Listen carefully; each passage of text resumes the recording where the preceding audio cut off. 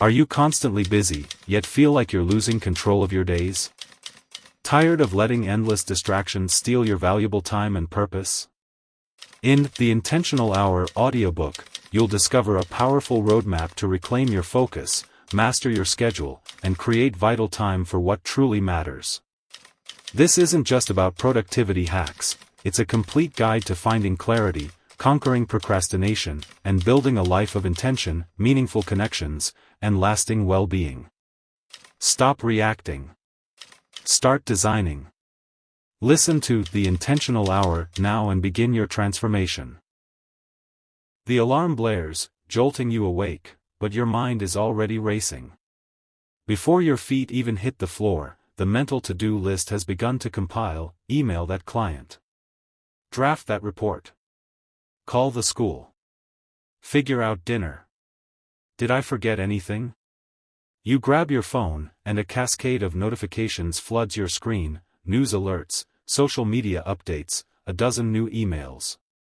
Suddenly, the day hasn't even truly begun, and you already feel behind. Does this sound familiar? Most likely, it does. In our hyper-connected, always-on world, the default state for many of us has become busy. We rush from one task to the next, our calendars overflowing, our inboxes perpetually full. We tell ourselves, and everyone who asks, that we're swamped, overwhelmed, and juggling a million things. There's a pervasive feeling that if we're not constantly doing, we're falling behind. We equate activity with accomplishment, and the sheer volume of our commitments often feels like a badge of honor. Yet, despite all this frantic motion, how many of us truly feel productive? How many of us feel a deep sense of purpose at the end of the day, knowing we spent our precious hours on what truly mattered? For many, the answer is a disheartening not often enough. Instead, we're left with a nagging sense of anxiety, the regret of neglected hobbies, strained relationships, and the unsettling feeling that our lives are controlling us, rather than the other way around. We yearn for more time, yet paradoxically, we often squander the time we have. This book is born from that very struggle. It's born from my own journey through the wilderness of constant busyness, of chasing an endless to-do list only to feel perpetually exhausted and unfulfilled. Like many of you, I believed that success meant doing more, faster.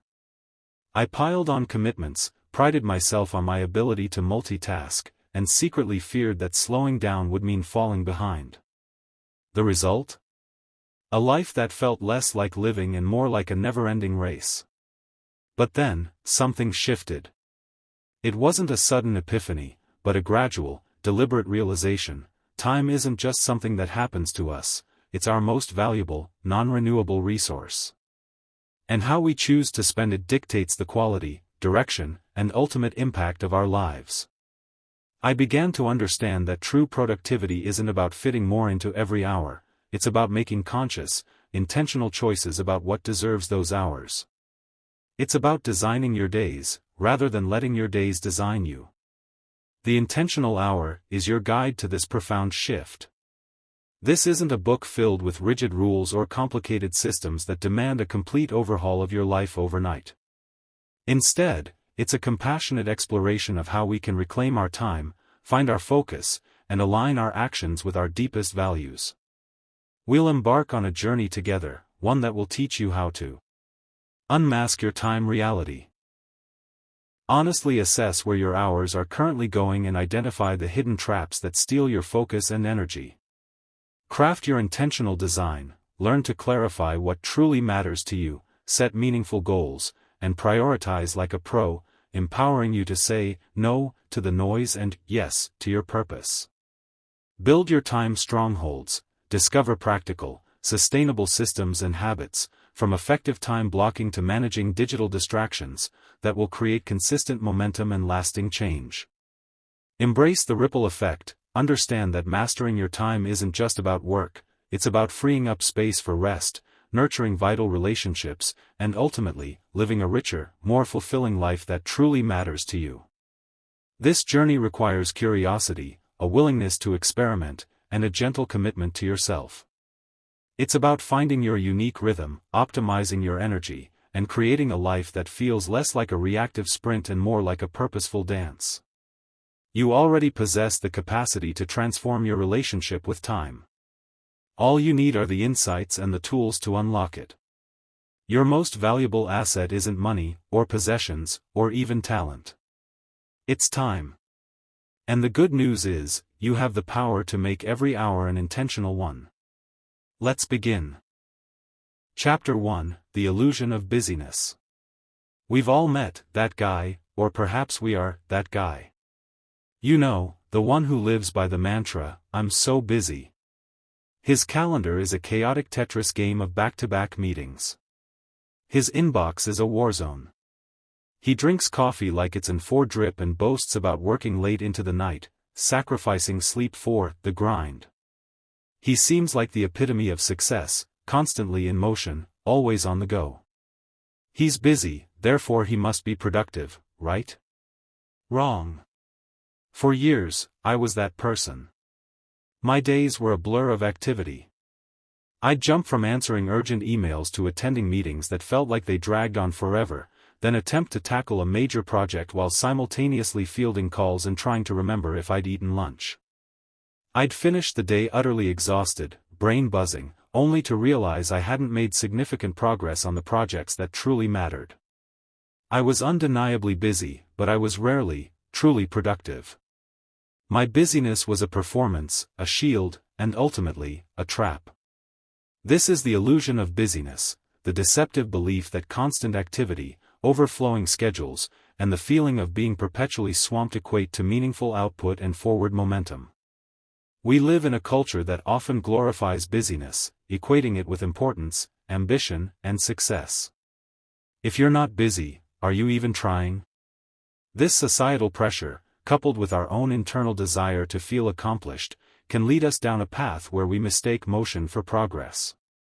The myth of multitasking, a productivity saboteur in disguise. One of the biggest culprits in perpetuating the illusion of busyness is the pervasive myth of multitasking. We often pride ourselves on our ability to juggle multiple balls at once, typing an email while on a conference call, listening to a podcast while exercising, toggling between several demanding projects. We believe this makes us efficient, like human supercomputers. The truth? Multitasking is a myth. What we call multitasking is actually task switching, and it's a drain on our cognitive resources. Every time you shift your attention from one task to another, even for a split second, your brain has to reorient itself. This switching cost might seem tiny, but it adds up quickly. Studies have shown that constant task switching can reduce productivity by as much as 40%, lower your IQ, and even increase stress levels. Think about it. Have you ever been trying to write an important document, and every 5 minutes, a notification pops up, or you instinctively check your phone? Each interruption breaks your flow, pulling you away from deep thought. When you return to your document, you have to spend precious moments remembering where you left off, what your next point was, and rebuilding your mental model of the task. This isn't efficiency, it's a slow leak of your most valuable resource, focused attention. My own wake-up call came when I realized how much time I was spending in a state of perpetual partial attention. I'd be trying to read a report but simultaneously thinking about an upcoming meeting. Or I'd be on a call with a client, but my eyes would drift to my email inbox. I was doing many things, but I was rarely fully present for any of them. The quality of my work suffered, and frankly, my enjoyment of life diminished because I was always half somewhere else.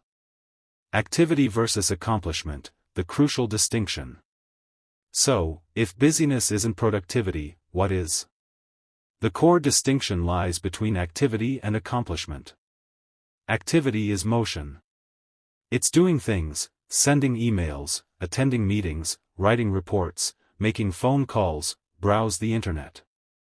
These are tasks you perform. Accomplishment is progress. It's the tangible outcome of your efforts, the completion of a meaningful step towards a goal. It's the report delivered, the client problem solved, the significant project moved forward, the quality time spent with family.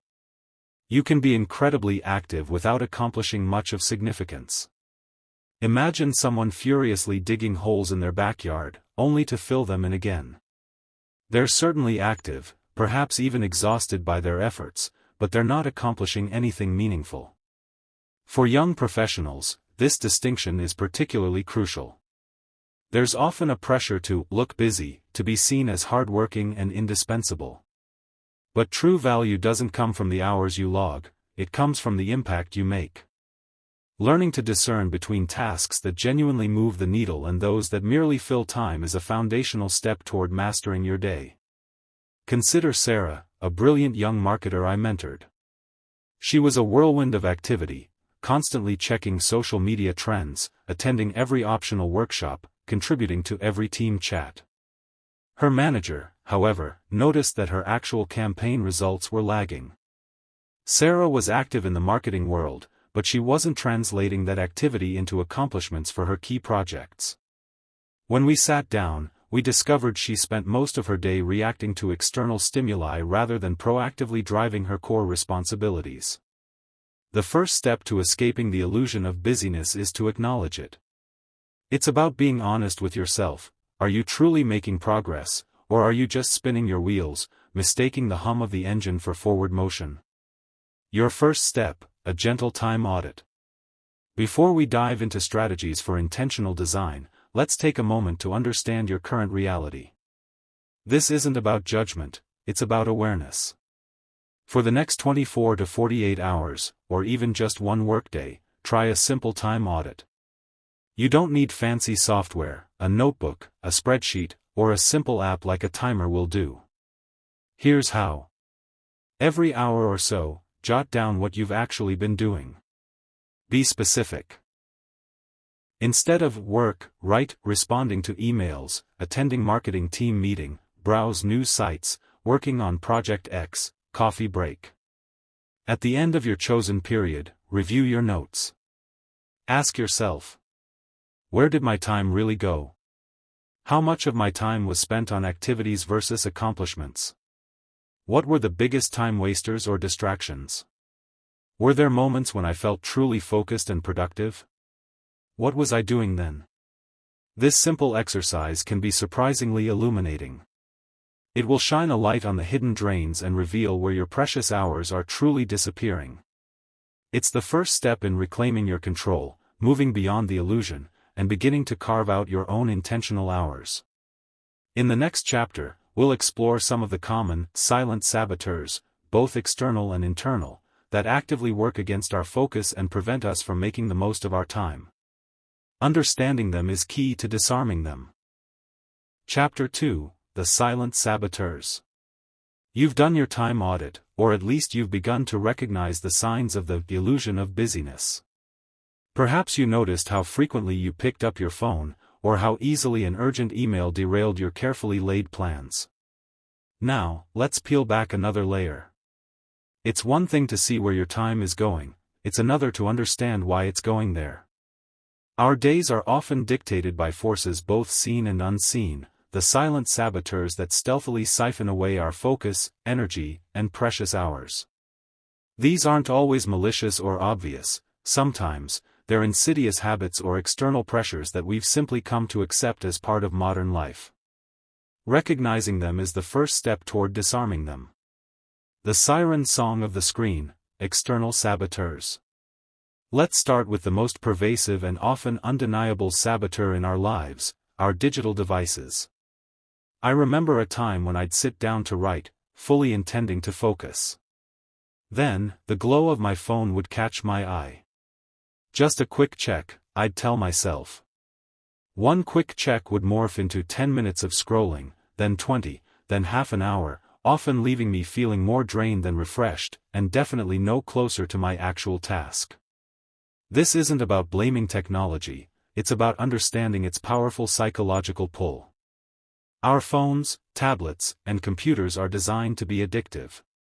Notifications, social media feeds, endless content, they're all engineered to capture and hold our attention. Each ping, each red badge, is a tiny dopamine hit, a reward signal that pulls us away from deeper, more demanding work. Consider these common digital time traps. Notifications overload. Every app, every email client, every social media platform wants your attention. Constant pings shatter your concentration into fragmented pieces, preventing you from ever entering a state of deep work, the kind of focused, uninterrupted concentration that produces truly valuable output. The infinite scroll. Social media platforms are masters of the infinite scroll. There's always just one more post, video, or article, creating a black hole for minutes that quickly turn into hours. We often use this as a quick escape from challenging tasks, a form of productive-looking procrastination. Email as a to-do list. For many, the email inbox has become the de facto task manager. We spend our days reactively responding to incoming messages, letting others dictate our priorities rather than working on our own agenda. The urge to achieve inbox zero can become a compulsion, pulling us away from proactive work. The meeting monster. For many young professionals, meetings multiply like rabbits. They can be crucial for collaboration, but too often, they lack clear agendas, run over time, and could have been an email.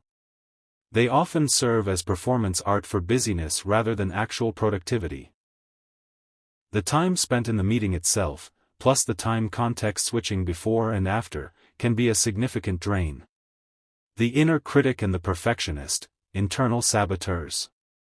While external distractions are obvious villains, some of the most potent saboteurs lurk within our own minds. These are often rooted in our beliefs, fears, and habitual thought patterns. Perfectionism. This one often disguises itself as a virtue. I just want to get it perfect, we tell ourselves as we endlessly tweak, revise, and hesitate to launch. The pursuit of perfection can lead to analysis paralysis, preventing us from ever completing a task or starting a new one. The fear of not being good enough keeps us stuck in a cycle of endless refinement, stealing hours that could be spent on new initiatives. Fear of failure or success. It might sound counterintuitive, but sometimes we procrastinate or avoid important tasks because of an underlying fear. Fear of failing might stop us from starting a challenging project. But fear of success can also be a saboteur, the fear of increased responsibility, higher expectations, or stepping into a new, unknown territory. Lack of clarity. This is a silent killer of time. If you don't have a clear understanding of what needs to be done, why it needs to be done, or what the desired outcome is, you'll often spin your wheels. Fuzzy goals lead to fuzzy actions. You spend time rethinking, backtracking, and getting stuck, rather than simply doing. Decision fatigue. Every decision, no matter how small, depletes your mental energy. What to wear, what to eat, what email to respond to first, what project to tackle next, each choice chips away at your cognitive reserves. By the end of the day, your decision-making capacity is significantly reduced, leading to poor choices or simply avoidance. The yes man/woman syndrome, a strong desire to please others or avoid conflict, can lead us to say yes to every request, even when our plate is already full. This overcommitment spreads our time and energy thin, leaving little room for our own priorities and leading to resentment and burnout. The cost of unmanaged time, beyond the clock. These silent saboteurs do more than just eat up minutes. Their true cost is much higher. Increased stress and burnout, constantly feeling behind, battling distractions, and never quite catching up creates a relentless mental burden. Reduced quality of work. When your attention is fragmented, the quality of your output inevitably suffers. Deep, meaningful work requires sustained focus. Missed opportunities. The time spent on low-value tasks or battling distractions is time not spent on learning new skills, networking, pursuing passions, or simply resting. Strained relationships. When your mind is always elsewhere, or your schedule is perpetually overloaded, it leaves little room for quality time with loved ones, leading to disconnection. Loss of joy and purpose. If your days are a blur of reactivity, it's hard to feel purposeful or find joy in your activities. You're just getting by, rather than truly living. Recognizing these saboteurs, both external and internal, is a critical step in taking back control.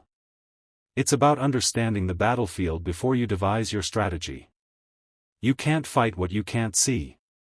In the next part, we'll begin to shift our perspective, moving from simply identifying problems to proactively designing your time to align with your deepest values and most important goals. This is where the real transformation begins. Chapter 3, Clarity First, Defining Your True North. We've pulled back the curtain on the illusion of busyness and identified the silent saboteurs that steal our precious hours. You might be nodding your head, recognizing the endless notifications or the internal critic that keeps you stuck. But simply knowing what drains your time isn't enough. It's like knowing your car is low on fuel without knowing where you want to go. You still won't get anywhere meaningful. This is where the concept of clarity becomes paramount. Before you can effectively manage your time, you must first understand what it is you truly want your time for. What are you trying to build? What impact do you want to make? What kind of life do you aspire to live? Without this true north, your efforts, however well-intentioned, will be like a ship without a rudder, drifting aimlessly with the currents of urgency and distraction. Beyond the to-do list, the problem with pure task management. For years, I approached time management as a glorified checklist. My goal was to get through as many items on my to-do list as possible. I'd optimize, categorize, and ruthlessly tackle tasks. And yes, my to-do list would shrink. But often, at the end of the day, despite the satisfaction of checking things off, there was still a hollow feeling. I was busy crossing things out, but was I actually building anything significant? Was I moving closer to my long-term aspirations, or just efficiently running in place? This is the fundamental flaw of focusing solely on task management. A to-do list, by itself, is just a collection of activities. It doesn't inherently tell you if those activities are aligned with your deeper purpose, your personal values, or your most ambitious goals. You can be incredibly efficient at doing the wrong things. Consider Alex, a driven young professional who meticulously managed his daily tasks. He answered every email promptly, attended all team meetings, and always delivered his immediate assignments on time. By all external measures, he was a superstar. But Alex felt a growing dissatisfaction. He realized that while he was excelling at his current role, he wasn't making any progress on his true dream, transitioning into a leadership position within his company. His daily tasks, while necessary, weren't strategically moving him toward his desired future. He was efficiently navigating the current river, but he hadn't yet decided which ocean he wanted to reach. Vision casting, articulating your ideal future. The antidote to reactive busyness is intentional design, and it begins with vision casting. This isn't about setting 5-year plans that feel rigid and intimidating. It's about taking a quiet moment to truly envision what a meaningful, productive, and fulfilling life looks like for you. It's about answering the question, if time were truly abundant and within your control, how would you spend it? This exercise requires a different kind of thinking than simply listing tasks. It asks you to tap into your values, your passions, and your deepest desires. Think about different areas of your life. Career or professional, what impact do you want to make? What skills do you want to develop? What kind of professional relationships do you want to cultivate? Personal growth, what do you want to learn? What experiences do you want to have? How do you want to grow as an individual? Relationships, what kind of connections do you want to build with family, friends, and your community? How much quality time do you want to dedicate to them? Health and well-being, how do you want to feel physically and mentally? What habits will support your energy and vitality? Contribution or impact, beyond your immediate circle, how do you want to contribute to the world or your community? When I first did this exercise, I realized that while my daily schedule was packed with work, my vision included significant time for creative pursuits, deep reading, and spending undistracted evenings with my family, things that were consistently getting squeezed out. This discrepancy was my first clear signal that my daily actions weren't aligned with my deepest aspirations. The feeling of being busy was a symptom, the real problem was a lack of clarity about what I was busy for. Connecting daily actions to a bigger picture. Once you have a clearer vision of your true north, the seemingly mundane tasks of your daily life gain new meaning. The email isn't just an email, it's a step toward closing a deal that will fund a project you're passionate about. The workout isn't just exercise, it's an investment in the energy you need to pursue your vision. This connection transforms motivation. Instead of relying solely on willpower, you're fueled by purpose. When you face distractions or feel the urge to procrastinate, you can remind yourself, is this action moving me closer to or further away from my true north? This simple question acts as a powerful filter, helping you make more intentional choices with your time. Exercise, your ideal week, or the future self-visualization. Let's make this tangible. This exercise is designed to help you paint a vivid picture of your desired future, then work backward. Option 1, the ideal week. Imagine a week, 1 year from now, where you are living in alignment with your clarified values and goals. You've mastered your time. How does it look? Don't hold back.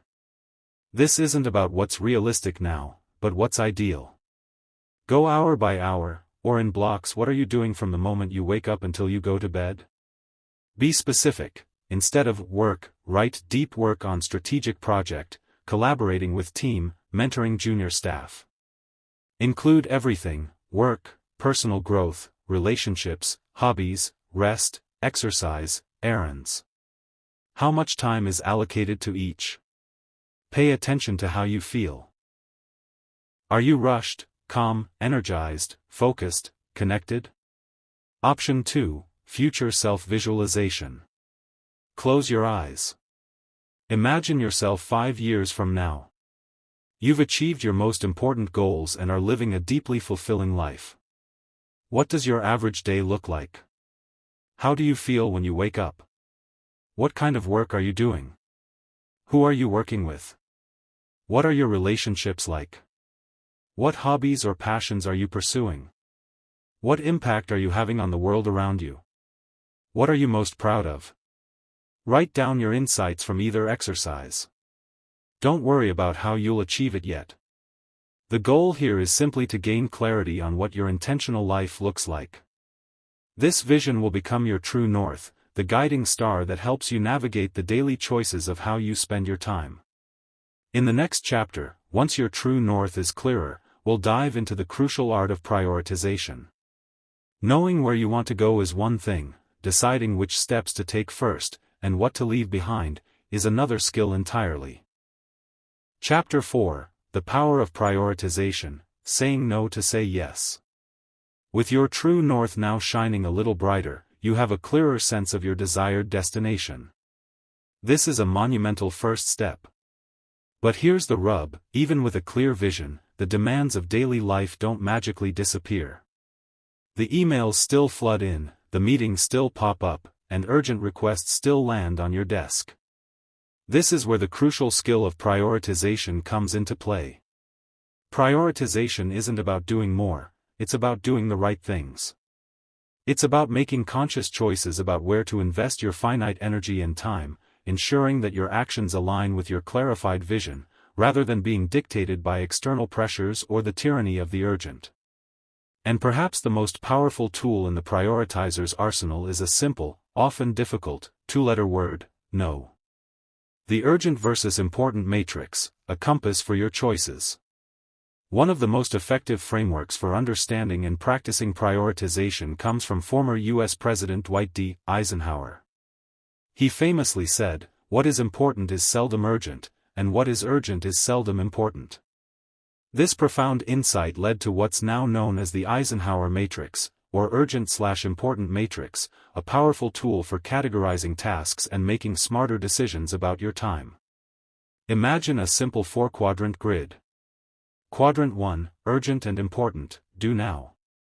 Description: these are your crises, looming deadlines, critical issues that require immediate attention.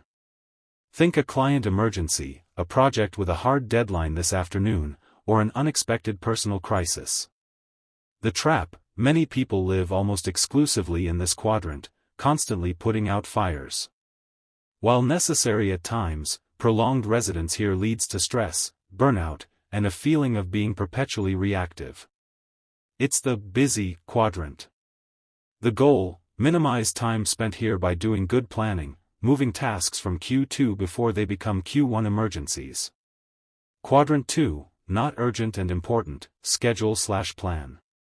Description: this is the quadrant of strategic planning, prevention, relationship building, personal development, and long-term goal setting. Think exercise, planning your week, working on a major project that doesn't have an immediate deadline, or spending quality time with loved ones. The powerhouse: this is where true growth, productivity, and fulfillment happen.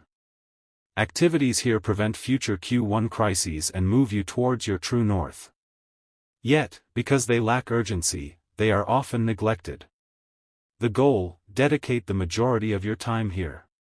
This is the quadrant of intentional action. Quadrant 3, urgent and not important, delegate or eliminate.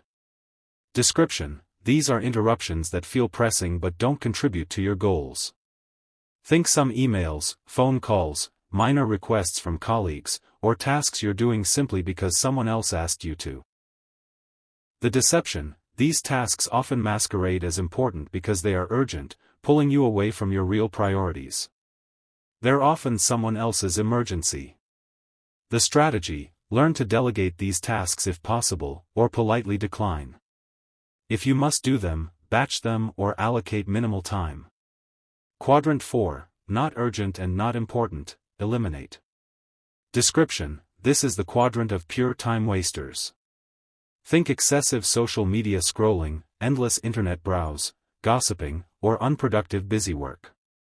The drain: activities here offer little to no value and actively detract from your productivity and well-being. The strategy: ruthlessly eliminate these. They offer no return on your time investment. When I first learned about this matrix, it was a revelation. I saw clearly how much time I spent bouncing between Q1 and Q3, always reacting. My Q2 quadrant, where my personal growth and long-term career goals lived, was consistently neglected because it never screamed for my attention. The shift came when I began to consciously schedule Q2 activities first. That meant saying no to reactive impulses and being disciplined about protecting time for planning, skill development, and genuine relaxation. Identifying your big rocks, the Pareto principle in action. Another powerful concept in prioritization is the Pareto principle, also known as the 80-20 rule. In simple terms, it states that roughly 80% of your results come from 20% of your efforts. Conversely, 80% of your distractions or problems often come from 20% of your activities or sources. Applied to time management, this means: identify the 20% of your tasks that yield 80% of your desired outcomes. These are your big rocks, the handful of truly impactful tasks that move the needle significantly towards your true north. Learn to ruthlessly identify and minimize the 80% of activities that only deliver 20% of the results. These are often the busy work, the endless emails, the low-impact meetings that fill your day but don't propel you forward. Think of it like this: if you have a jar and a pile of big rocks, pebbles, and sand, you need to put the big rocks in first. If you fill the jar with sand and pebbles, there won't be room for the big rocks. Your big rocks are your Q2 activities, those important, non-urgent tasks that drive long-term success and fulfillment. For Sarah, the young marketer from Chapter 1, applying the Pareto principle meant identifying that while being present on all social media platforms was active, only 20% of her efforts, e.g., deeply researching and crafting engaging content for her top 2 platforms, were actually generating 80% of her campaign's results. By focusing her energy on those big rocks, she dramatically improved her outcomes and freed up significant time. The power of no, your ultimate time protector. This brings us to perhaps the most challenging, yet most liberating, aspect of prioritization: the power of no. Saying no isn't about being unhelpful or uncooperative. It's about protecting your time for what truly matters to you and your true north. Every yes to something unimportant is a no to something important. For young professionals, saying no can feel daunting. There's a fear of disappointing colleagues, missing opportunities, or appearing uncommitted. But remember, your value comes from your impact, not your availability. A well-placed no to a low-priority request allows you to deliver high-quality yes to your core responsibilities and strategic goals. How to say no gracefully. Be polite but firm. I appreciate you thinking of me, but I can't take that on right now. Offer alternatives. If appropriate, I can't do X, but I could help with Y, or perhaps, colleague's name, might be able to assist. Explain, briefly, if necessary, my current focus is on Project A, and I need to dedicate all my bandwidth there to meet the deadline. Don't over-explain or apologize profusely. A simple, direct response is often best. The feeling of discomfort you might initially experience when saying no will quickly be replaced by the liberation of knowing you're consciously steering your own ship. Action: prioritize your week, the Big Rocks exercise. Armed with your true north and the understanding of the Eisenhower matrix and Pareto principle, let's prioritize your upcoming week. List everything. Jot down every task, appointment, meeting, and personal obligation you foresee for the next 7 days. Don't filter, just list. Categorize with the matrix. For each item, assign it to one of the 4 Eisenhower matrix quadrants: do now, schedule/plan, delegate/eliminate, eliminate. Be brutally honest. Identify your big rocks. Looking at your important and not urgent quadrant 2 items, identify the 1 to 3 tasks that, if completed this week, would have the most significant impact on your true north, your goals from Chapter 3. These are your big rocks for the week. Schedule the big rocks first. Open your calendar. Physically block out time for these big rocks before you schedule anything else. Treat these blocks as non-negotiable appointments with yourself. Address Quadrant 1, slot in your urgent and important tasks. Consider Quadrant 3, for urgent and not important tasks. Actively look for opportunities to delegate, automate, or decline. Ruthlessly eliminate Quadrant 4, what can you simply stop doing? Cross it off. This exercise will bring immense clarity and control to your week. It shifts your mindset from reacting to planning, from busy to truly productive. It's the tangible bridge between your vision and your daily actions. In the next chapter, we'll dive deeper into the practical application of these priorities, exploring how to effectively conquer procrastination and build momentum that lasts. Chapter 5: Conquering Procrastination, the Gap Between Knowing and Doing. You've envisioned your true north, and you've identified your big rocks for the week, slotting them into your calendar. You feel a surge of clarity, a renewed sense of purpose. This is fantastic progress. But then, Monday morning arrives. You sit down to tackle that important, non-urgent task, the one that truly moves the needle towards your vision, and suddenly, a familiar resistance bubbles up. Your phone beckons. That urgent email you just received feels more compelling. Or perhaps, you just decide you need another cup of coffee before you can really start. This, my friends, is procrastination, the insidious gap between knowing what you should do and actually doing it. It's the whisper in your ear that says, later. It's the almost universal human tendency to delay or postpone important tasks, often in favor of less important, more enjoyable, or easier ones. For young professionals, it can be particularly crippling, leading to missed deadlines, last-minute rushes, and a constant undercurrent of guilt. I've had a long and intimate relationship with procrastination. My masterpiece of avoidance involved cleaning my entire apartment from top to bottom instead of writing a crucial report. My apartment was spotless, but the report remained untouched until a frantic, stressful evening. The immediate relief of avoiding the difficult task was quickly overshadowed by anxiety and self-reproach. Understanding the why, the roots of delay. To conquer procrastination, we first need to understand its roots. It's rarely about laziness. Instead, it's often a complex interplay of emotions and fears. Fear of failure: what if I try and it's not good enough? This fear can paralyze us, making us avoid starting a task altogether rather than risk producing imperfect work. Fear of success, less common, but equally powerful. What if I succeed? What new responsibilities will that bring? Will I be able to live up to higher expectations? This can lead to self-sabotage by delaying key actions. Overwhelm, a large, complex task can feel insurmountable. We look at the mountain ahead and become paralyzed by its sheer size, choosing to do nothing instead of taking the first step. Perfectionism, this is the close cousin of fear of failure. If it can't be perfect, why start? This mindset often keeps us from shipping anything at all. Lack of clarity, as discussed in Chapter 3, if a task's purpose or next steps are fuzzy, it's easy to push it aside. Our brains prefer clear directives. Lack of immediate reward, important tasks, especially those quadrant 2 big rocks, often have delayed gratification.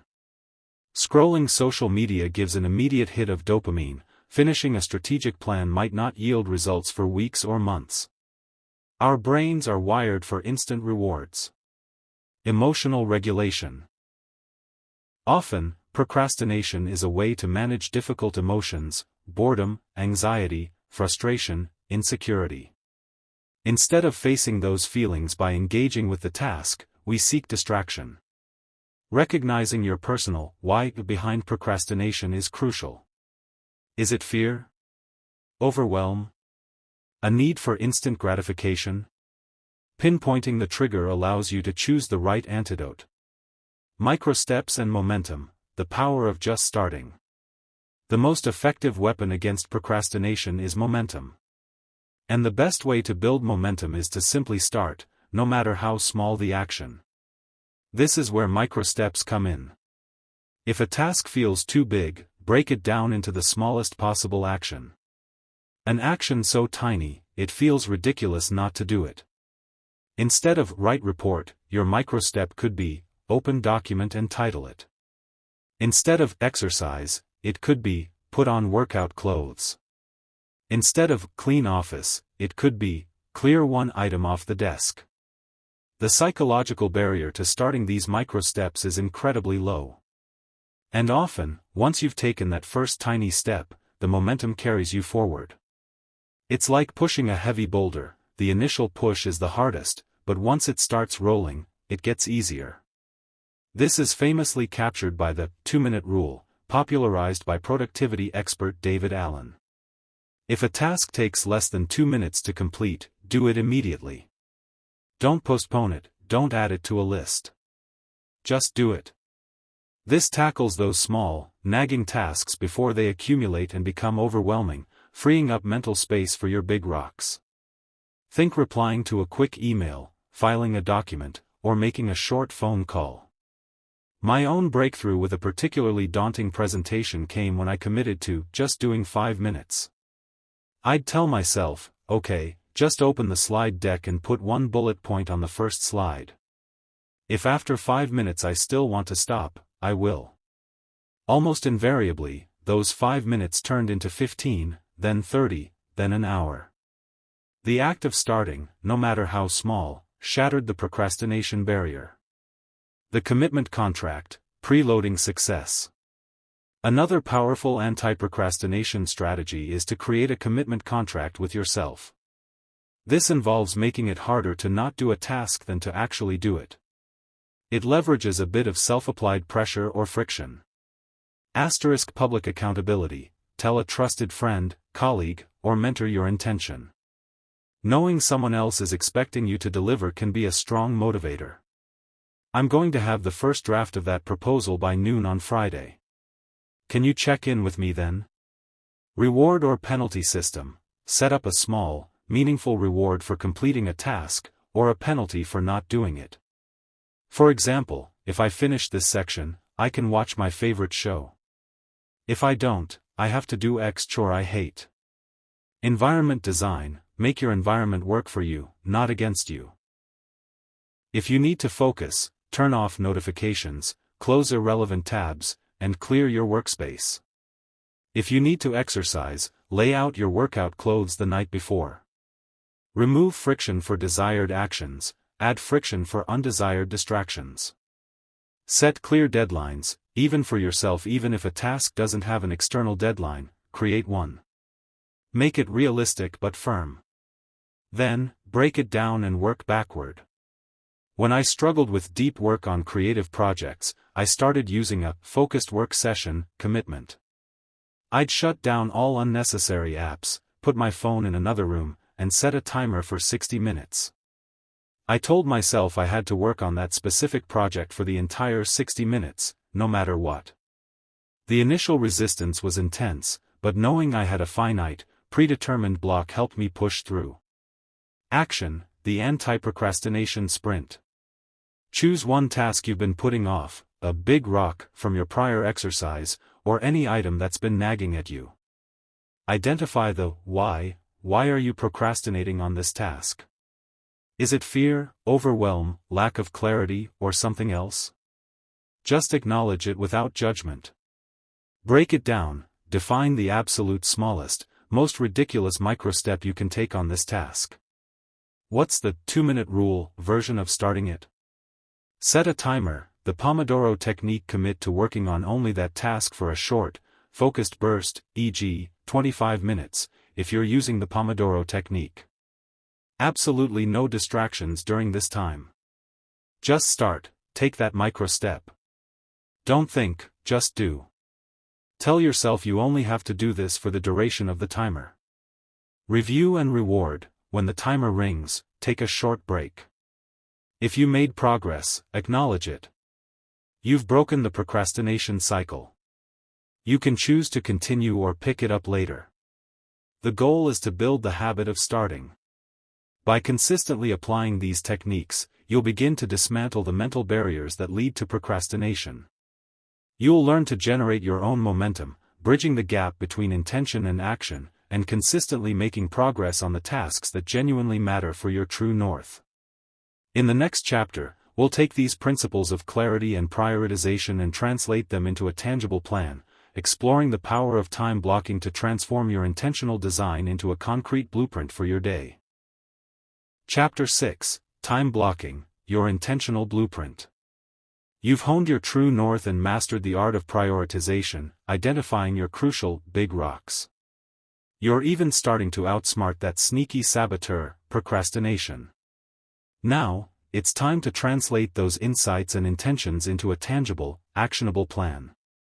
This is where time blocking enters the scene, a powerful technique that transforms your calendar from a mere appointment tracker into a dynamic blueprint for your most productive and fulfilling life. For years, my calendar was a graveyard of good intentions.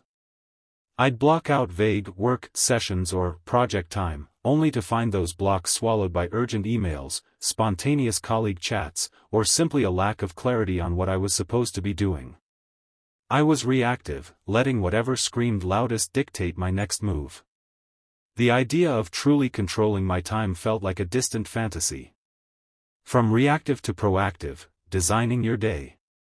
Most people operate on a reactive schedule. They wake up, check their inbox, and then spend the rest of their day responding to whatever comes their way.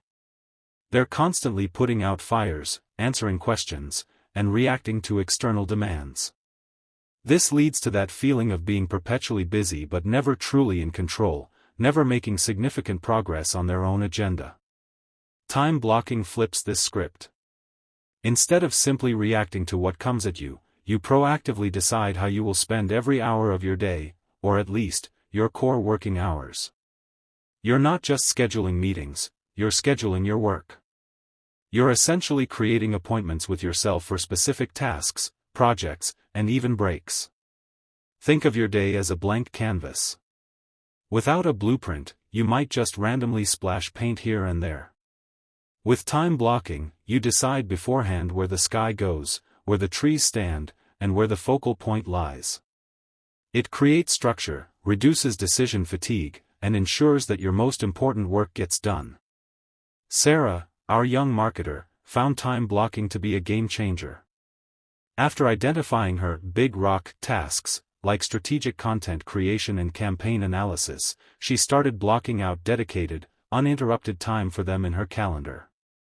Initially, it felt rigid. But soon, she noticed a remarkable shift. Not only was she completing her priority tasks with deeper focus and higher quality, but she also felt less stressed because she knew exactly what she was supposed to be working on at any given moment. The mental energy she used to spend deciding what next was now channeled directly into focused work. Implementing time blocks, your daily design principles. Here's how to effectively implement time blocking to build your intentional blueprint. 1. Start with your big rocks. Q2 activities based on your prioritized list from Chapter 4. Block out time for your most important, non-urgent tasks first. These are the deep work sessions, the strategic planning, the skill development, the creative thinking. These are the big rocks that get placed in the jar before the sand and pebbles. For example, Monday 9 a.m. to 11 a.m., deep work, Project Alpha strategic plan. Wednesday 1 p.m. to 2 p.m., skill development, online course module. 2. Schedule urgent and important, Q1, tasks. Next, fit in your immediate deadlines, critical meetings, and urgent problems. Try to cluster these if possible to minimize context switching. If a Q1 task pops up, consciously evaluate its true urgency and importance. Can it wait for an allocated slot, or does it genuinely need to displace a planned block? 3. Allocate time for recurring tasks. Block out regular slots for routine activities like email processing, administrative tasks, and returning calls. Don't let these dribble throughout your day, constantly interrupting your flow. Daily 11 a.m. to 11:30 a.m., email processing and quick replies. Friday 9 a.m. to 10 a.m., weekly planning and review.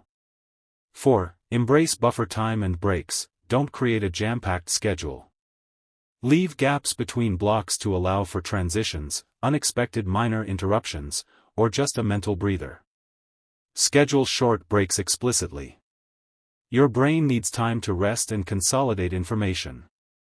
11 a.m. to 11:15 a.m., stretch and hydrate break. 5. Schedule personal time and boundaries. This is crucial for long-term sustainability and your overall well-being. Block out time for exercise, meals, family, hobbies, and pure relaxation. These are non-negotiable appointments with yourself. If it's not in the calendar, it's less likely to happen. Daily 6 p.m. to 8 p.m., family dinner and quality time. Tuesday and Thursday 7 a.m. to 8 a.m., morning run. 6. Review and adjust. Time blocking isn't about rigid adherence to a perfect schedule. Life happens. The goal isn't perfection, but intention. At the end of each day, or during a weekly review, check what worked and what didn't. Did you underestimate a task? Did an emergency derail your plan? Adjust your next day's or week's blocks accordingly. This flexibility is key to its long-term success. The power of the non-negotiable block. The magic of time blocking lies in treating these scheduled blocks like actual appointments. Just as you wouldn't typically miss a client meeting, you should strive not to miss your deep work on Project Alpha block. This mindset shift is powerful. It elevates your own priorities to the same level of importance as external demands. When a new request comes in, instead of immediately saying, "Yes, you can check your calendar, I appreciate that, but I'm blocked for focused work on Project X during that time. I could do Y at alternative time," or suggest a delegation. This gives you a polite, logical reason to protect your time, reinforcing your boundaries. For young professionals, this can be particularly empowering. It provides a structured way to manage the demands of multiple projects and managers, allowing you to clearly communicate your capacity and avoid overcommitment. It also demonstrates proactive planning and control, which are highly valued professional traits. Action: blueprint your next day, or week. Take out your digital or physical calendar. 1. Identify 1 to 3 big rocks that you absolutely must make progress on tomorrow, or this coming week. These should be your Q2 items. 2. Block them out, assign specific, dedicated time slots for these tasks first. Make them at your peak energy times if possible. 3. Add in non-negotiables. Include any fixed appointments, meetings, and essential personal blocks, like lunch, exercise, or family time. 4. Fill in the rest. Allocate time for routine tasks like email, administrative work, and any remaining Q1 urgent items. 5. Include buffer time. Don't pack your schedule back to back. Leave some breathing room. 6. Review. Look at your newly blocked schedule. Does it reflect your priorities? Does it feel achievable? What might you need to adjust? Try to stick to this blueprint as much as possible for the next 24 to 48 hours. Don't worry if it's not perfect. The goal is the practice, the intentionality, and the ongoing adjustment. You are actively designing your life, one intentional hour at a time. In the next chapter, we'll build on this foundation by exploring how to embed these intentional behaviors into your daily life through the power of routines and rituals, making productivity a consistent and effortless part of your existence. Chapter 7: The Power of Routines and Rituals.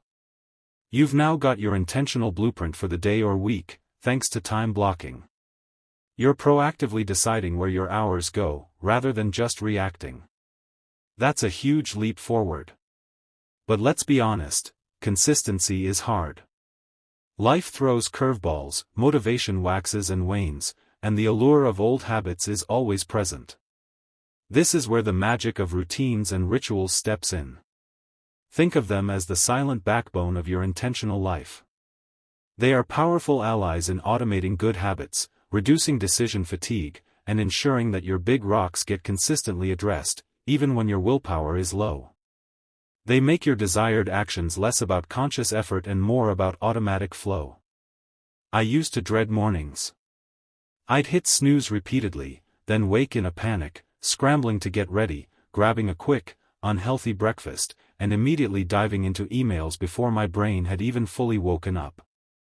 I was starting every day in a state of reaction, feeling behind before I'd even begun. My productive hours often felt like a series of frantic sprints. The shift came when I started experimenting with a consistent morning routine. It wasn't about adding more tasks, it was about defining a peaceful, purposeful sequence of actions that set the tone for my entire day. This small change had a ripple effect, making it easier to stick to my time blocks and maintain focus throughout the day. Automating decisions, freeing up mental energy. Our brains are incredible, but they have finite resources. Every decision we make throughout the day, from what to wear, to what to eat, to what email to answer first, consumes mental energy. This is known as decision fatigue. By the end of the day, our decision-making capacity is significantly depleted, making us more susceptible to procrastination, poor choices, and distractions. Routines and rituals combat decision fatigue by automating sequences of actions. When you have a routine, you don't have to decide what to do next, the routine tells you. This frees up your precious mental energy for more complex, creative, and important tasks. Think of highly successful people, from CEOs to athletes. Many adhere to incredibly consistent routines. Why? Because it reduces the mental load of daily choices, allowing them to channel their cognitive power toward their most important work. They design their habits so their habits design their success. Crafting your own rituals, beyond the morning. While morning routines often get the most attention, you can create powerful routines and rituals for various parts of your day and week. The key is to design sequences that support your energy levels, help you transition between different types of tasks, and ensure your big rocks are regularly tended to. Here are a few types of routines and how you can implement them. 1. The Power Hour Morning Routine. Purpose. To start your day proactively, centered, and energized, rather than reactively. Elements. What gives you energy and clarity? This could include meditation, journaling, light exercise, reading, planning your top priorities for the day, or a healthy breakfast. Example: mine: wake up, hydrate, 10-minute meditation, 15-minute journaling, clarifying top 3 tasks for the day, quick stretch, healthy breakfast, then ready to tackle deep work block. Tip: start small. Pick just 1 or 2 elements you want to add consistently. Don't try to overhaul everything at once. 2. The transition routine, e.g., before deep work. Purpose: to signal to your brain that it's time to shift gears and focus, especially before a time-blocked big rock session. Elements: closing all unnecessary tabs, putting your phone on silent and out of reach, getting a glass of water, tidying your workspace, reviewing your specific task for the next block. Example: before my writing block, I always make a fresh cup of tea, put on instrumental music, and check my specific outline for the next hour. This ritual primes my brain for creative output. 3. The end-of-day shutdown routine. Purpose: to mentally transition from work to personal life, prevent work thoughts from spilling into your evening, and prepare for the next day.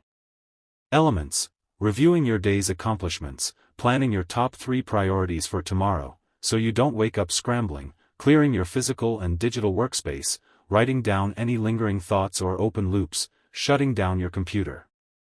Example: my routine involves a quick task review, noting tomorrow's big rock, clearing my desktop, digital and physical, and then explicitly closing my laptop lid, symbolizing the end of my workday.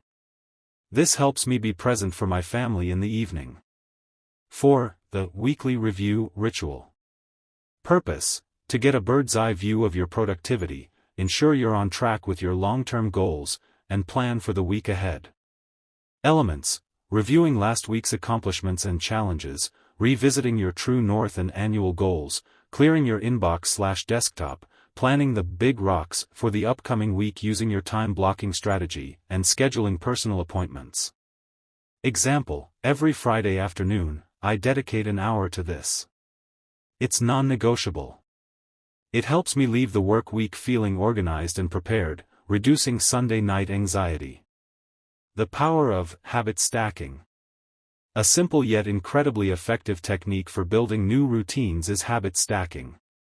Instead of trying to create a new habit from scratch, you stack a new desired habit on top of an existing, already established habit. The formula is: after current habit, I will new habit. After I pour my morning coffee, I will journal for 5 minutes. After I finish my last meeting of the day, I will plan my top 3 tasks for tomorrow. After I brush my teeth, I will lay out my workout clothes for the next morning. This leverages the existing neural pathways of your established habits, making it much easier to stick to the new one. The cue is already there, making the new behavior almost automatic. Routines and rituals aren't about rigid control, they're about creating a container for your energy and focus. They free you from constantly making decisions, allowing you to consistently show up for your most important work and, crucially, for your most important self.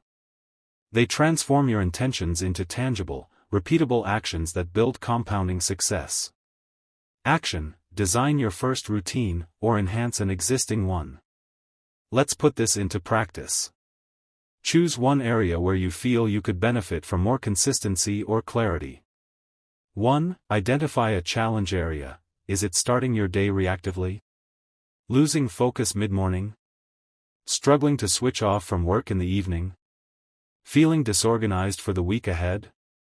2. Choose one routine, select one of the routine types above, or another that resonates, to focus on. For example, morning routine or end-of-day shutdown. 3. List your ideal elements. What 3 to 5 simple, actionable steps would you ideally include in this routine? 4. Implement habit stacking. For each new element, identify an existing habit you can stack it onto. E.g., after I turn off my alarm, I will do 5 minutes of stretching. 5. Commit to 7 days. Try to follow this routine consistently for the next 7 days. Don't aim for perfection, aim for consistency. If you miss a day, don't beat yourself up. Just get back on track the next day. You'll be amazed at how much mental space and focus you gain when you're not constantly making micro-decisions throughout your day. Routines and rituals are your secret weapon for transforming intentional planning into effortless execution, paving the way for sustainable, deep work. In the next chapter, we'll tackle one of the biggest threats to our carefully designed schedules and routines, digital distractions, and how to tame the beast of our connected world. Chapter 8, Taming the Digital Beast, Focus in a Connected World. You've built your intentional blueprint with time blocks and solidified it with powerful routines. You're clear on your true north and your big rocks. Yet, there's a powerful force, often sitting right in your pocket or glowing from your desk, that can undo all this meticulous planning in seconds: the digital world. This chapter is about learning to tame the digital beast, so it serves you, rather than constantly pulling you away from your most important work. I remember once settling into a perfectly planned, deep work block, ready to tackle a complex strategic document. I'd shut my office door, cleared my desk, and even put on my focus-inducing headphones.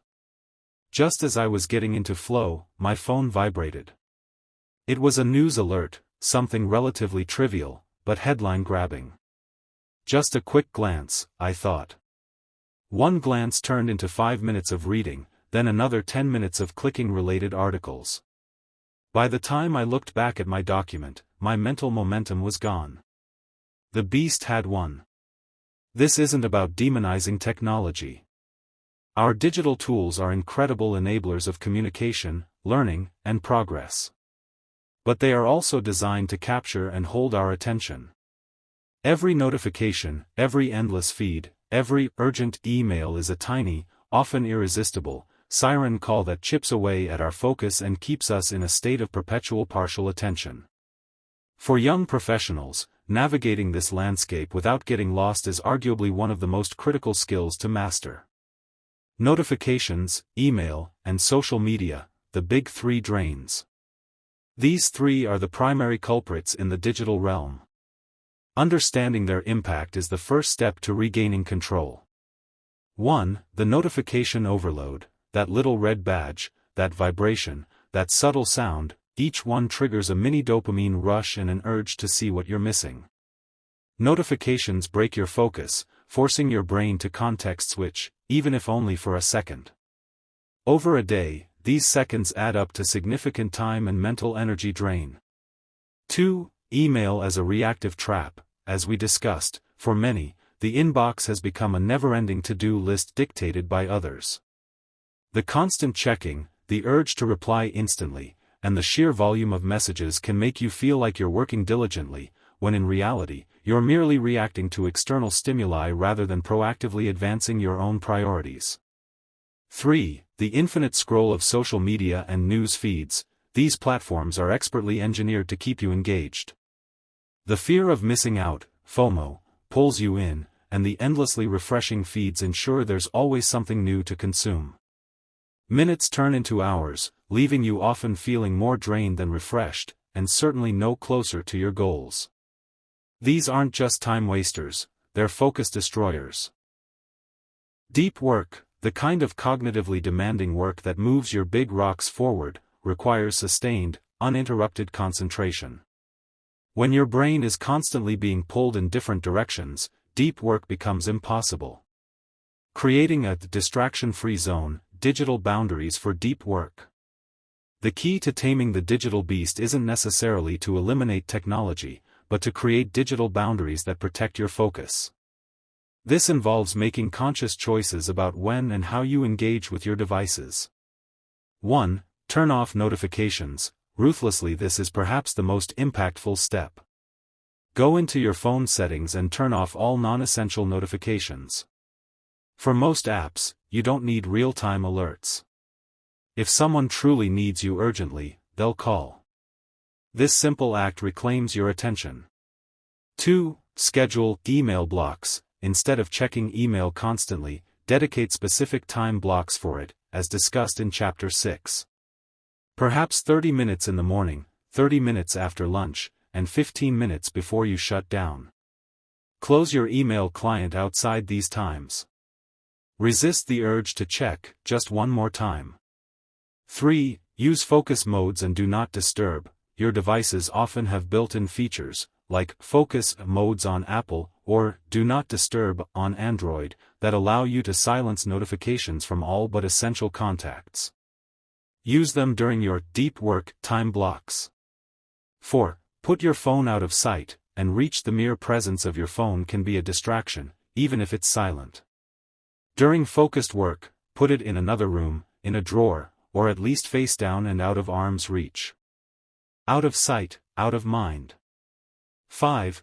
Close irrelevant tabs/apps. Before starting a focused task, close all browser tabs and applications that are not directly relevant to the task at hand. Fewer open windows mean fewer temptations. 6. Use website blockers, if needed. If you find yourself consistently gravitating towards distracting websites, social media, news, shopping, consider using browser extensions or apps that temporarily block access to them during your designated work periods. Tools like Freedom, Cold Turkey, or even simple browser extensions can be immensely helpful. 7. Create a dedicated workspace, even if it's just a corner of a room. Designate a specific area for focused work. Train your brain to associate this space with concentration. Keep it tidy and free from clutter, both physical and digital. The power of conscious consumption. Beyond just blocking distractions, cultivate a mindset of conscious consumption when it comes to digital media. Ask why before you open a social media app or click on a news article. Pause and ask yourself, why am I opening this now? Is it serving a purpose, or is it just a reflex or a distraction? Set time limits. Many social media apps allow you to set daily usage limits. Honor them. When the limit is reached, close the app. Unfollow/unsubscribe ruthlessly. Declutter your digital feeds. Unfollow accounts that don't add value, unsubscribe from newsletters you never read, and mute group chats that are consistently distracting. Your digital environment should be a calm, curated space, not a chaotic marketplace vying for your attention. Batch digital tasks. Just like email, consider batching other digital tasks. For example, dedicate 15 minutes in the morning and 15 minutes in the evening to quickly catch up on social media, instead of grazing throughout the day. This isn't about becoming a digital hermit. It's about exercising control. It's about choosing when you engage with the digital world, rather than letting it choose for you. By taming the digital beast, you reclaim not just minutes, but precious mental bandwidth and the sustained focus necessary for deep, meaningful work, the kind that truly moves your big rocks forward and aligns with your true north. Action, your digital detox micro-challenge. For the next 24 hours, commit to one or two of these digital boundary strategies. 1. Choose 1 to 2 actions. Turn off all non-essential notifications on your phone. Schedule specific email checking times and stick to them. Put your phone in another room during a scheduled deep work block. Use a website blocker for a set period. 2. Observe the impact. Pay attention to how you feel. Do you notice a difference in your focus, your stress levels, or your ability to concentrate? How much more progress do you make? Even a small step in establishing digital boundaries can lead to a significant increase in your ability to focus and manage your time intentionally. You'll begin to realize that the world won't end if you're not constantly available. In fact, it might just allow you to create something truly impactful. In the next part, we'll expand our perspective beyond just productivity and explore how mastering your time ultimately impacts your entire life, allowing you to reclaim space for rest, connection, and the pursuit of true joy. Chapter 9: The Gift of Rest and Recharge. We've explored how to understand your current time habits, how to clarify your true north, prioritize your big rocks, block out your schedule, build powerful routines, and even tame the digital beast. You're becoming a master architect of your days, intentionally shaping your hours for maximum impact. But here's a crucial truth that often gets lost in the relentless pursuit of productivity. True productivity is not about working more, it's about working smarter and then replenishing your resources. In our culture, there's often a subtle, almost heroic, narrative around being constantly busy, working long hours, and sacrificing sleep. We wear exhaustion as a badge of honor, believing that to stop means to fall behind. I fell into this trap myself. For a significant period, I believed that every waking hour had to be productive. If I wasn't working, I was reading a self-improvement book, or learning a new skill, or networking. Rest felt like a luxury I couldn't afford, a weakness, or a waste of precious time. My body and mind, however, eventually sent me undeniable signals: chronic fatigue, irritability, difficulty concentrating even on simple tasks, and a pervasive sense of burnout. I was busy, but I was also running on fumes, and my work quality suffered dramatically. This experience, and countless others like it from people I've encountered, made one thing abundantly clear: rest is not the enemy of productivity, it is its foundation. Rest as a productivity tool, the strategic pause. Think of your mind and body like a muscle. You wouldn't expect a weightlifter to train intensely, 7 days a week, without any recovery time, and still get stronger. Muscles grow during rest, not during the workout. Similarly, your brain needs downtime to consolidate learning, process information, generate new ideas, and restore its cognitive capacity. When we constantly push without pausing, we accumulate cognitive fatigue. Our attention span shortens, our creativity wanes, and our decision-making abilities decline. The extra hours we try to squeeze out often become counterproductive hours, filled with errors, slower work, and a higher likelihood of burnout. Here's how rest actively fuels your productivity.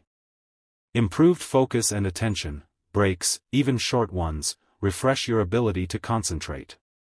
Returning to a task after a pause often provides new perspective. Enhanced creativity and problem-solving. Many aha moments happen when our minds are relaxed, away from the immediate task. The subconscious mind continues to work, often connecting disparate ideas. Better decision-making. A well-rested brain makes sharper, more rational decisions, reducing the likelihood of costly mistakes. Reduced stress and burnout. Consistent rest prevents the chronic stress that leads to mental and physical exhaustion, ensuring long-term sustainability. Stronger memory and learning. Sleep and rest play a critical role in memory consolidation and the ability to learn new information effectively. Strategic breaks and unplugging, more than just stopping work. Rest isn't just about sleeping, though sleep is paramount. It's about consciously disengaging from mentally demanding tasks to allow your brain and body to recover. 1. Micro breaks. Every hour during your time-blocked focus sessions, incorporate short 5 to 10 minute breaks every 50 to 60 minutes. Stand up, stretch, walk away from your screen, look out a window, grab water. These small pauses prevent mental fatigue from accumulating. 2. Lunch away from your desk. Make lunch a true break. Step away from your computer, eat mindfully, and ideally, get some fresh air. This is a critical midday reset. 3. Active recovery/exercise. Physical activity is a fantastic way to clear your head, reduce stress, and boost energy. Schedule exercise into your time blocks, treat it as a non-negotiable part of your intentional week. 4. Strategic unplugging. Beyond just taming digital distractions during work, commit to periods of full unplugging. This means no work emails, no social media, and minimal screen time. This could be evenings. Set a digital curfew, put away devices an hour or two before bed. Weekends. Designate a significant chunk of your weekend as unplugged time for personal pursuits, nature, or quality time with loved ones. Vacations. Take real vacations where you genuinely disconnect. The initial discomfort of FOMO will quickly be replaced by genuine relaxation and rejuvenation. Remember Sarah, the young marketer? After we helped her prioritize and time block, she still struggled with burnout. We realized she saw breaks as a luxury. When she started scheduling 15-minute walks in the middle of her day and committing to truly unplugging for 2 hours before bed, her energy levels soared. Not only did her work quality improve, but she also felt a renewed sense of joy in her personal life. The power of sleep, your ultimate performance enhancer. While all forms of rest are important, sleep is the ultimate performance enhancer. Yet, it's often the first thing people sacrifice in the pursuit of productivity.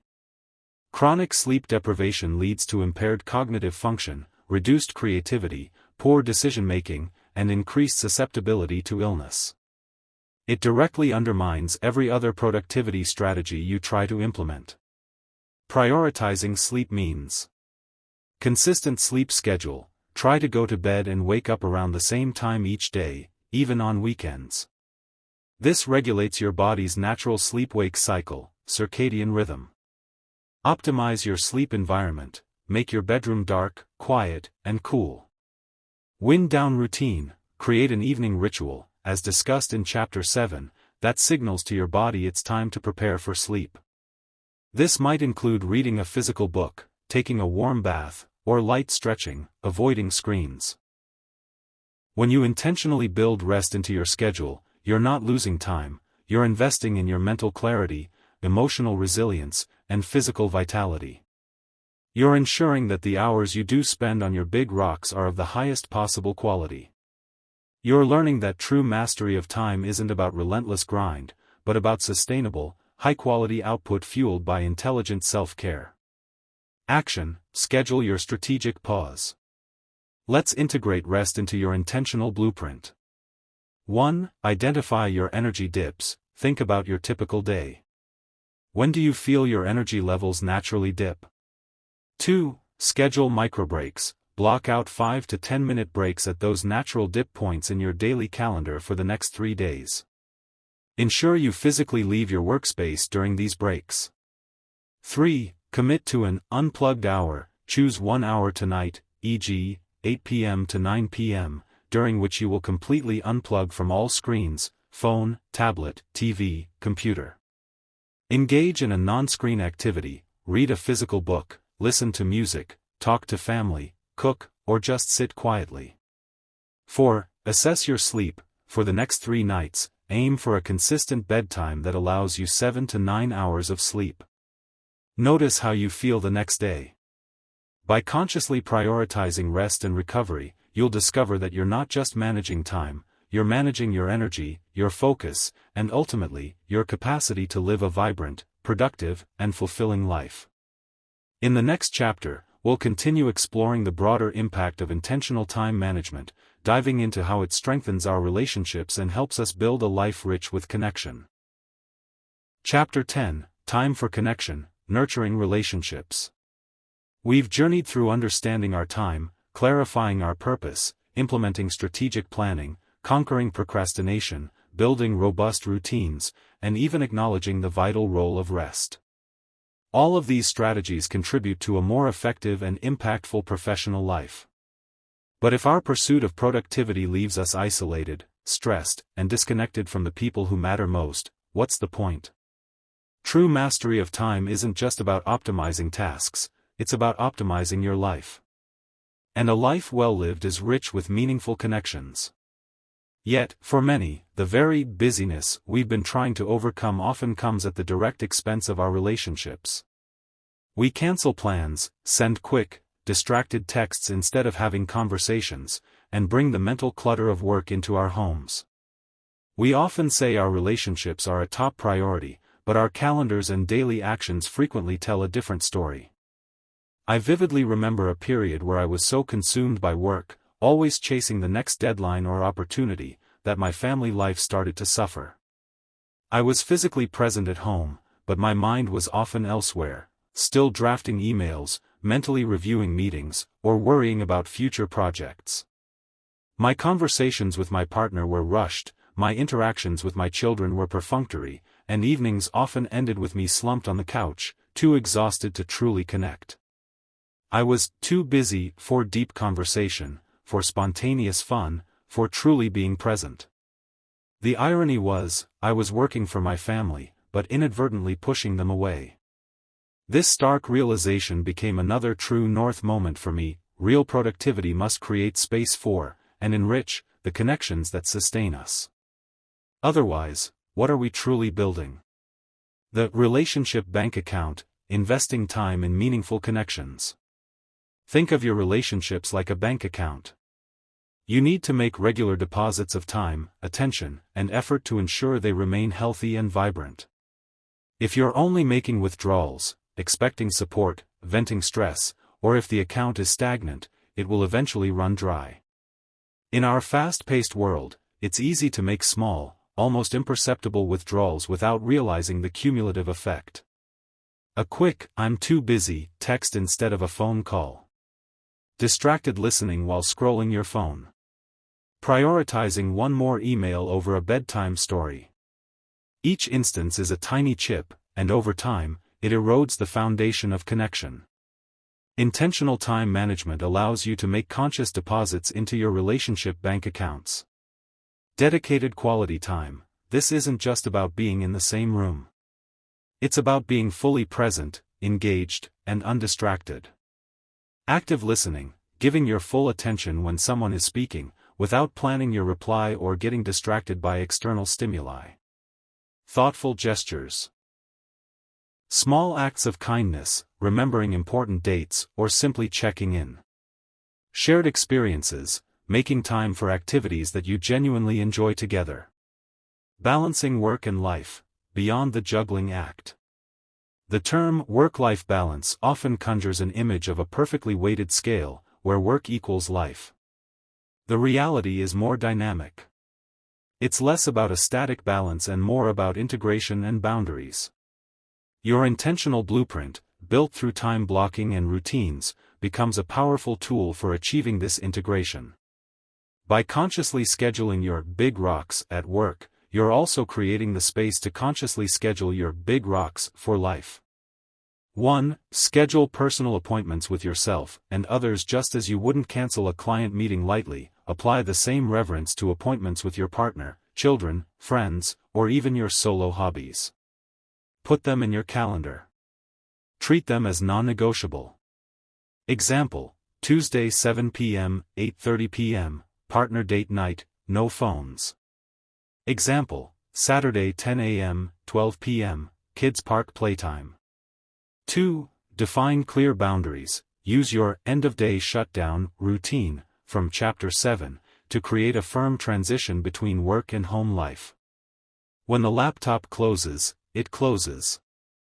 Resist the urge to check email just one more time. Communicate these boundaries to colleagues if necessary. I'm signing off for the evening, I'll respond to this in the morning. This trains others to respect your time and allows you to truly disconnect. 3. Be present where you are. This is perhaps the hardest but most crucial aspect. When you're with your family, be with your family. When you're with friends, be with your friends. Put your phone away. Practice active listening. Resist the urge to mentally multitask. This requires discipline, but the richness it brings to your relationships is immeasurable.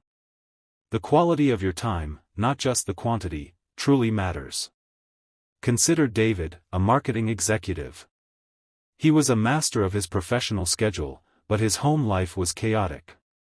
He was constantly checking emails during dinner, taking calls late at night, and his kids rarely saw him fully engaged. By applying time blocking, he designated an inviolable family hour from 6 to 7 p.m., during which his phone was on silent and out of reach. He committed to a digital detox after 8 p.m. Initially, it was challenging, but the improvement in his family dynamics was profound. His children felt heard, his partner felt valued, and David himself felt more grounded and less stressed. Cultivating quality over quantity. In the realm of relationships, a few moments of deeply present, engaged connection are far more valuable than hours of distracted coexistence. It's about making your limited non-work time count. Date nights, or days. Make intentional time for your romantic partner. Kid dates, schedule one-on-one time with each child, letting them choose the activity. Friend catch-ups. Don't just rely on chance. Schedule regular calls or meetups with friends. Community engagement. If contributing to your community is part of your true north, block out time for volunteering or meaningful civic participation.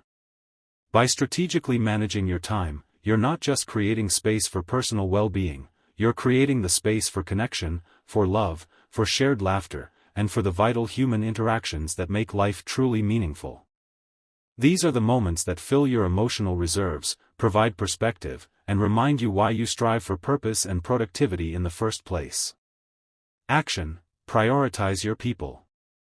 Let's make an intentional deposit into your relationship bank accounts. 1. Identify your top 3 to 5 relationships. Who are the most important people in your life that you want to prioritize connecting with this week? Partner, child, parent, close friend, sibling, etc. 2. Plan one quality interaction. For each of those top people, plan one specific, dedicated, and ideally uninterrupted quality interaction for the coming week.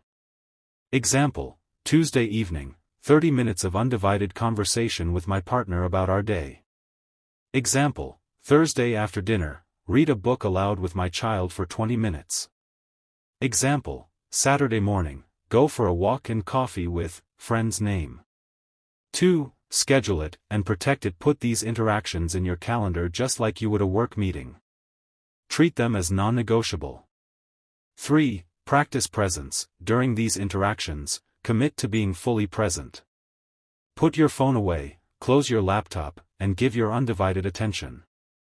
You will discover that investing in your relationships through intentional time isn't a drain on your productivity, it's a profound source of energy, resilience, and ultimate happiness that feeds back into every other area of your life. This is the ultimate ripple effect of mastering your intentional hour. In our final chapter, we'll zoom out even further, reflecting on the long game of time, the legacy you're building, and the continuous journey of living a truly purposeful life. Chapter 11: The Long Game, Living a Legacy of Purposeful Time. We've reached the final dedicated chapter of The Intentional Hour. You've navigated the complexities of modern busyness, clarified your deepest aspirations, armed yourself with powerful prioritization tools, and built systems for focused execution. You've learned to protect your energy and nurture your relationships, understanding that true productivity blossoms from a holistic approach to life. Now, let's zoom out.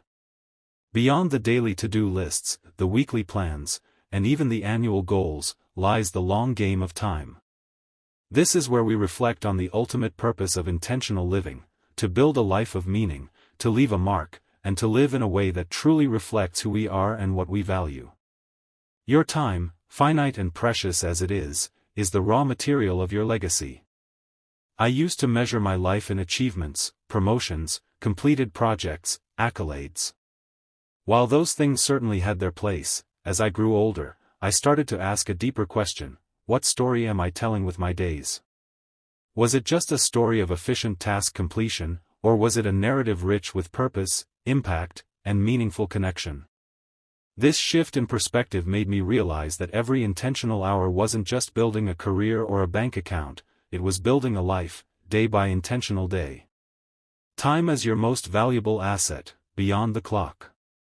We often talk about time as running out or being spent. This can create a sense of scarcity, even panic. But consider it differently: time is not just passing, it's being invested. And like any investment, the returns depend on your strategic choices. When you invest your time intentionally, you're building skills. Every focused hour of learning contributes to your mastery. You're forging connections. Every present moment with loved ones strengthens your bonds. You're making impact. Every prioritized effort towards your true north creates tangible results that ripple outwards. You're cultivating character. The discipline, clarity, and resilience you develop through intentional time management become integral parts of who you are. The cumulative effect of consistently choosing your big rocks over distractions, of embracing rest, and of nurturing your relationships, compounds over weeks, months, and years. It's the difference between merely existing and truly living, between drifting and purposefully navigating towards your chosen destination. For young professionals, this perspective is incredibly empowering. It means that even seemingly small, daily choices about how you allocate your attention are contributing to the grand tapestry of your future. It's not just about reaching the next promotion, it's about becoming the kind of person who is capable of that promotion, and then capable of leading with integrity and purpose. The continuous journey, learning, adapting, and evolving. Mastering your time isn't a destination. It's a continuous journey. Life is dynamic. Your goals will evolve, your priorities will shift, and new challenges will inevitably arise. The intentional tools and mindsets you've learned throughout this book are not rigid rules, but flexible principles to guide you through these changes.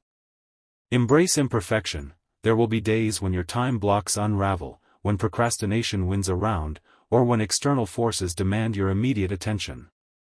That's okay. The goal isn't perfect adherence, it's consistent effort.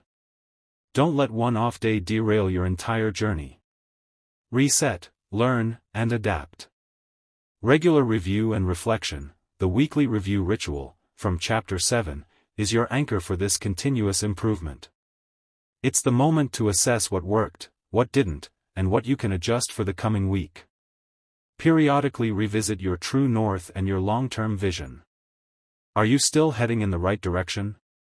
Stay curious and open, the world of productivity is constantly evolving. Remain curious about new tools, techniques, and philosophies. Experiment with what works for you, and discard what doesn't. Your system should serve you, not the other way around. Cultivate self-compassion, be kind to yourself. This journey of intentional living is deeply personal. Celebrate your wins, learn from your setbacks, and remember that growth is rarely linear. Consider Emily, a mid-career professional who felt stuck. She had applied many time management strategies, but her work still felt like a grind. We realized she was relentlessly pursuing goals that no longer resonated with her true north. Through revisiting her values, she made a courageous career pivot that, while challenging initially, ultimately led her to a deeply fulfilling path. Her intentional time management skills didn't just help her be productive, they helped her pivot her life towards a more authentic legacy. The ultimate purpose, a life well lived. Ultimately, the intentional hour is not just about making you more efficient. It's about empowering you to lead a life well lived. It's about cultivating the awareness and discipline to choose how you spend your most precious resource, so that your days reflect your deepest values, your most ambitious dreams, and your genuine desire for connection. When you master your time, you gain more than just minutes, you gain freedom. Freedom from feeling overwhelmed, from constant reaction, from the tyranny of the urgent. Clarity on what truly matters, what moves the needle, and what deserves your attention. Impact, the ability to make a meaningful difference in your work, your relationships, and the world. Peace, the quiet confidence that comes from living in alignment with your intentions. Joy, the profound satisfaction of knowing you are actively crafting a life that genuinely matters to you. Your life is being written, hour by intentional hour.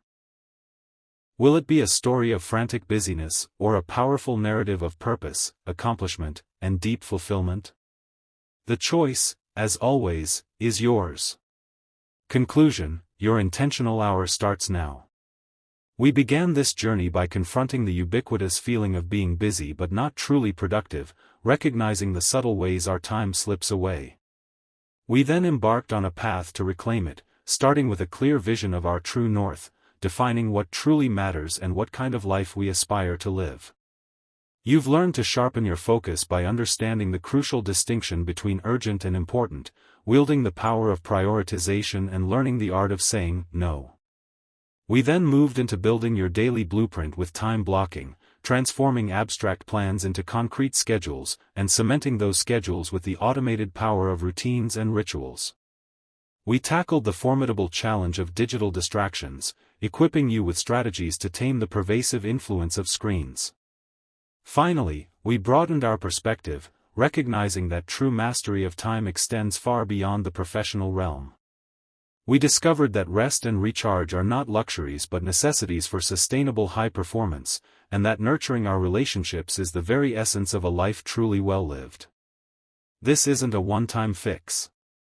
This is an invitation to a new way of living, a continuous practice of intentionality. There will be days when you deviate from your plans, when interruptions win, and when old habits resurface. That is perfectly normal. The key is to simply return to your principles, learn from the experience, and recommit to your intentional path. Remember, time is your most valuable asset. You can't get more of it, but you can use the time you have with greater purpose. Clarity precedes action. Know your why before you decide your what. Progress, not perfection. Small, consistent steps compound into massive results over time. Rest and relationships are fuel. Don't sacrifice them in the misguided pursuit of productivity. The knowledge is now within these pages. The tools are yours to wield. The only thing left is the doing. Your most impactful life isn't somewhere far off in the future, it's built in the present, one intentional hour at a time. The relentless tick of the clock isn't a threat, it's a constant reminder of the precious opportunity you have, right now, to choose how you live. Start today. Start with the very next hour. What will you make intentional? Thank you for watching. I truly believe the Intentional Hour audiobook can transform your relationship with time and help you build a life you love. To support this message and help others discover how to live more intentionally, please hit the like button on this video and subscribe to the channel for more insights. You can continue your journey with listening to our next audiobook.